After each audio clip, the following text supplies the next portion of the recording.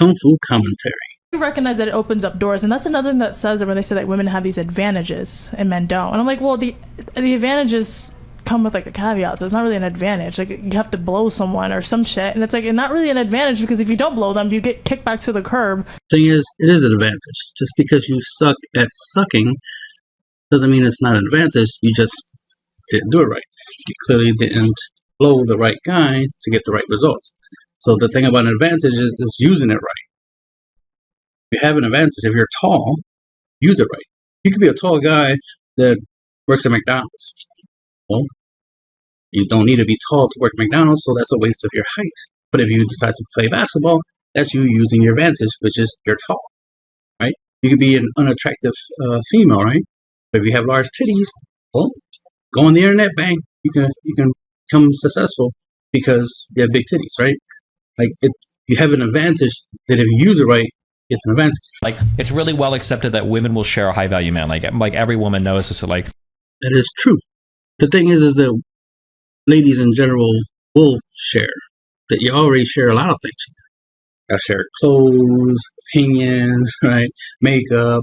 When it comes to a guy, it's like, yeah, of course, you would share. And the more successful he is, yeah, the more likely you're going to share. But, of course, are there ladies out there that are more possessive? They don't like to share? Yeah, there's people that don't like to share. But on average, most ladies do like to share. This is why you see out there, like in the whole feminism thing, about women uplifting women. It's just the idea of sharing. Right? It's the idea of like, let's help each other out. Oh, you have an Instagram page?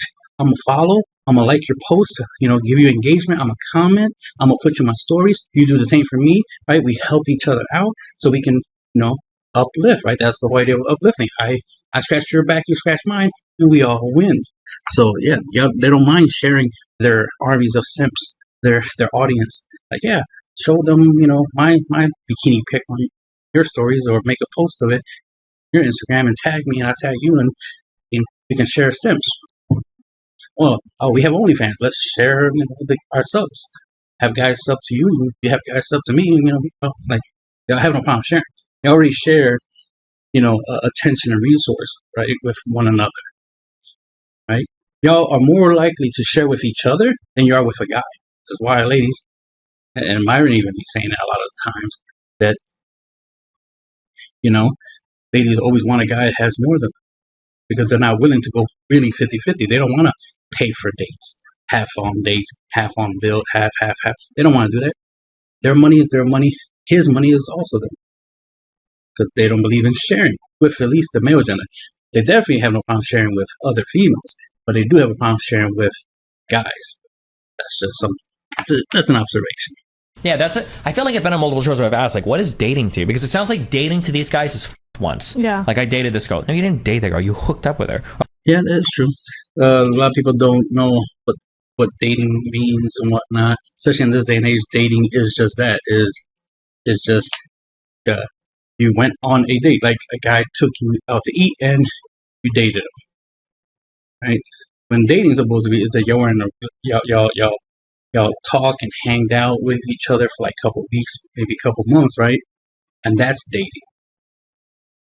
Not you went to dinner Saturday, 2 weeks later you went to a movie, and then that's dating. It's like, no, that's not. Those are dates, yes, but that's not dating. Dating is a daily thing. Every day, it's longer. It's a longer process. More days are involved, more time is involved in dating. Just going on dates, it's just that you just went on a date. But the thing is, dates, my viewpoint anyway, is it should be only for somebody you are in a relationship with. So I always tell guys, don't take her out on a date, like not dating, on a date, unless she's actually your girlfriend or wife or fucking you. She's not doing any of those three things. You shouldn't be taking her out on a date. It's just a waste of time and money. They always use stats. Oh, this is like the statistics. Like they always say, like women initiate 70% of divorces, and I always get irritated with that because I think you have to bring up the context behind that, and they don't really do that. No, you gotta listen to the wording. Initiate the divorce, right? They're not the cause of it, right? That's for a separate part. But what they're saying is they initiate it.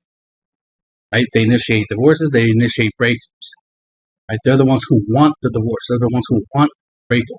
And usually it's because of emotion, right? They're with you because of their emotion. They leave you because of their emotions. Ladies are driven, right? They make decisions based off of their emotions. Guys make decisions based off of logic, or at least based off of observational truths, right? Things they see, right? 2 + 2 = 4. Ladies could be like, it feels like an 8. Like, all right, so you say, you feel like it's an 8, but observationally, 2 + 2 does equal 4, right? So we'll make a logical decision, you'll make an emotional decision. That's why when a guy asks a woman to marry him, he intends for it to be for the long haul, right? Till death do you part. But for the ladies, she felt that she loves him, so she agreed to the marriage. But then after a while, she starts to stop feeling like being married, so then she wants to leave. That's why, yes, ladies initiate it more often. All right, so generally they say that divorce is a woman's fault. What are your views on that? This is like one of those things where like it's very frustrating to talk to people, because I can tell that like you just don't have any relationship experience, and it sounds mean to say that, but like it's really, really, really hard to ever figure out like whose fault a breakup is, or like, oh, like 52% of relationships were ended and you can tell it was the woman's fault. It's usually, breakups are way more complicated than that. Incorrect. Breakup is not more complicated. That is literally black and white. It's really simple. It's not complicated.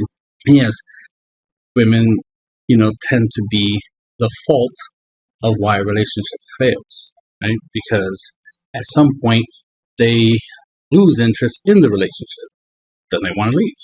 The thing is, the guys are really simple with what they want, right? So because it's simple with what they want, right? Sex, time, and silence, for example, that as long as they're getting sex, time, and silence, they're not interested in ending the relationship. But as soon as, let's say a chick wants sex, time, and silence, hypothetically, right? Once she starts losing, let's say, the sandwich part, now she doesn't want to be in a relationship.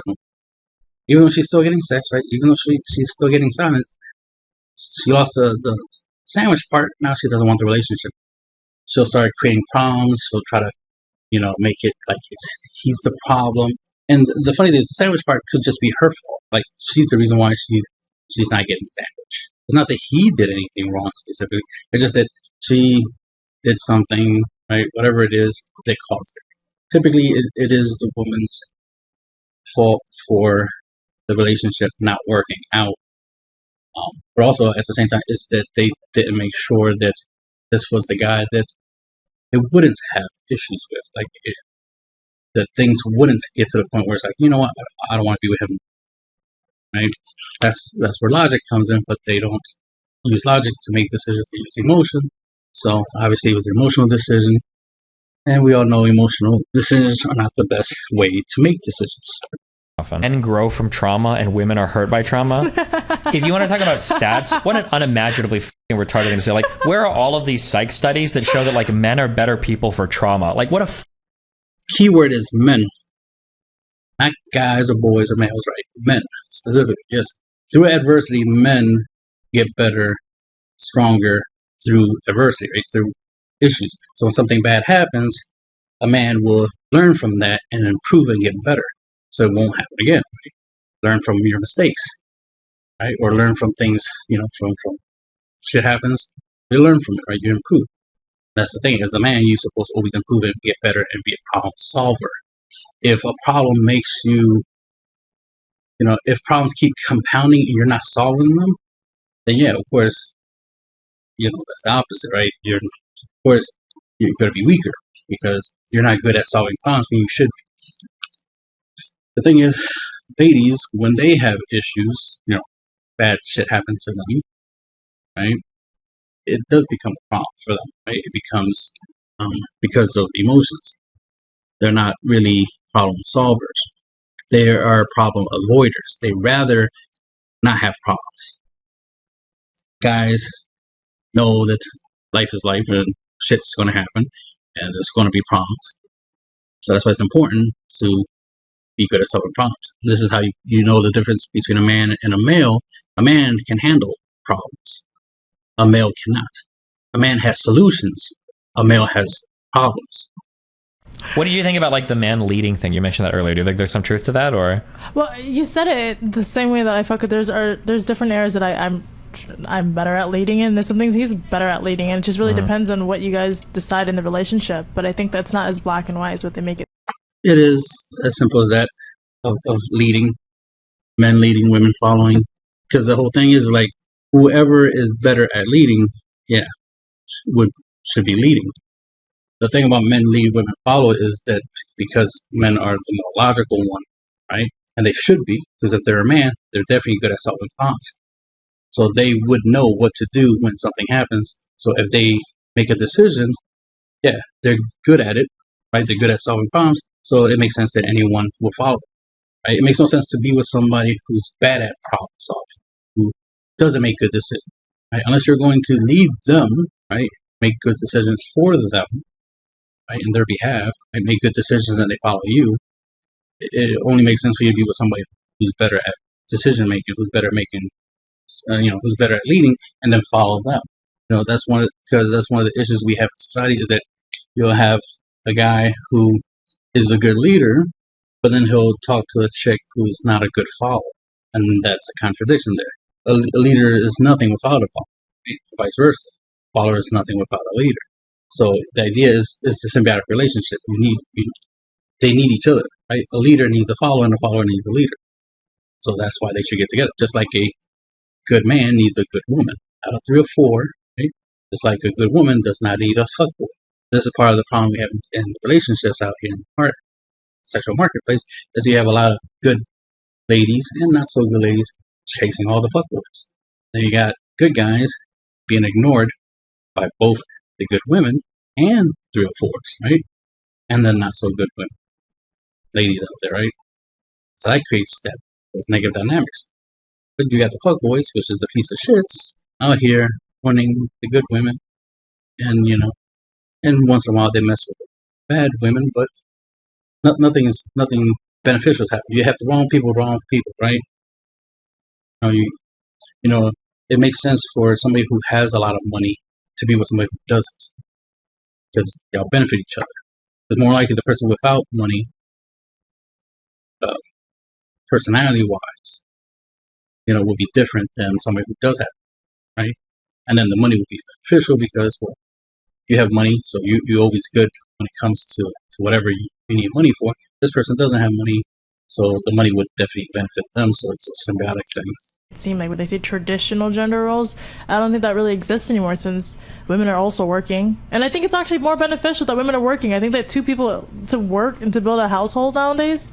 No, that's more of a poor mindset, where it's like you need 2 incomes in order to just live, just to pay bills and have a roof over your head. It's like, no, real man is supposed to already have more than enough money to have a roof over his head, bills, food, this, that, and have everything taken care of, and then he has residual money, right, leftover money, right, pocket money, to be able to share it with somebody else, aka his girlfriend or wife.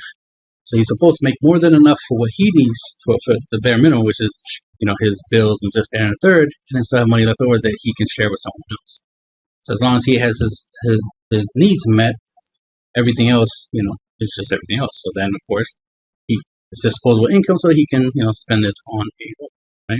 So a guy always have to make twice the amount of money that an individual human needs. So he has to make enough money for himself and for his girlfriend or wife.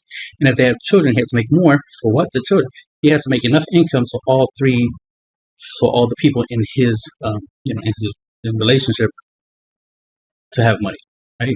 He needs to be able to make sure that all people involved with him can be supported. So if he has 20 girlfriends, he has to be able to support 20 people, right? He has to have enough income for those people, including himself, right? Logic. So now, if a woman's working, that's fine if she's single. But if she's trying to get into a relationship, it's more logical that she should be with a guy who makes more than enough that she doesn't have to work. If she chooses to work and he's okay with it, that's fine. That's between y'all two. But you shouldn't be in a position where you're still working. I mean, one, the guy shouldn't still be working, right? Because he's gonna have less time for you this answer, so he shouldn't be working. You definitely shouldn't be, working, right? Because then you'll have less time for each other, and less time for each other is like, well, that's pointless. That defeats the point. Y'all spend more time working than y'all do living, than loving each other, than being in a relationship. So what's the point of a relationship if it ends up y'all spend less time with each other and more time at work? Y'all true relationship is with your job, which is not a good idea. Are their ideal relationships? Because for all these red pill guys, they're like, I don't want a woman that's masculine and works. Blah, blah. Okay, well, like, but what do you provide to these women? Like, they'll say, like, well, I make a lot of money. Okay, yeah, but she doesn't live with you. Like, you're not buying her meals. Like, you didn't give her a food card for lunch. Like, what are you providing her? Yeah, it's true if you're not replacing her income, right, where she lives and so forth. So if you're not replacing her life with yours, you're not bringing her into your life.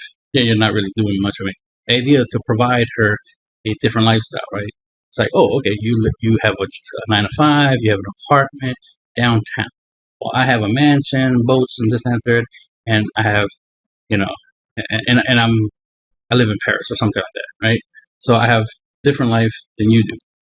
Right? Well, the idea would be to bring you into my life, and now you have this life. So now your life is no longer 9 to 5 in a studio apartment, right? The way it should be, right? Idealistic.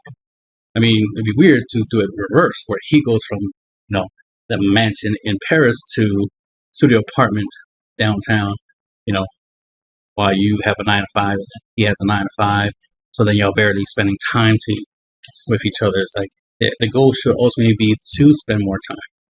Y'all in a relationship for a reason, and part of it should be to be with each other. So constantly having something that keeps y'all apart, aka your jobs, is not smart. Like waiting for Prince and Charming to come save me from a castle. Like, what fucking era are we in? Yeah. Where guys are even making enough money on average to do that. Yeah, I don't understand it. And I'm like, I mentioned, I'm like, the average woman has to work. Like, I don't understand why they're making it seem like working is so bad. There's nothing wrong with work. You're not supposed to be waiting for Prince Charming. You're supposed to be preparing for Prince Charming. You're supposed to be preparing for your future husband. For the, at least have a plan that if you do find a great guy in the future that's worthy for you to, live the rest of your life with, that you are worthy of him. Don't come to him with like, oh yeah, I got 30 plus bodies, 300 plus bodies. I made a lot of bad decisions in my life that I regret now, and I'm bringing you all that nonsense, right? It's like, you should have thought about it, right? Planned ahead. Right? You can have your fun, your careers, you can do things, just do it in moderation. You can have 1 year of your whole phase. You don't need to turn your whole 20s into your whole phase. You could just, once you turn 20, bang, have your whole phase for 1 year, and then bang, 21 and above, get your shit together. Find the love of your life and this and that third. Right? Or at least try to find the love of your life and be prepared for him and be happy, right? Don't just, hope that, someday, oh, like I'm now in my 40s and I found a great guy. It's like, yeah, but now this guy knows the type of person you are, the things you went through, and now you have issues because of it. Blah, blah, blah. You created all this trauma. You created the worst version of yourself in your younger years. So now you would have been great for him, but now you're not great for him. So now you don't. So now he doesn't really want you like that, and now it's like, damn, not as great as you could have been. You have potential, but you ruined it.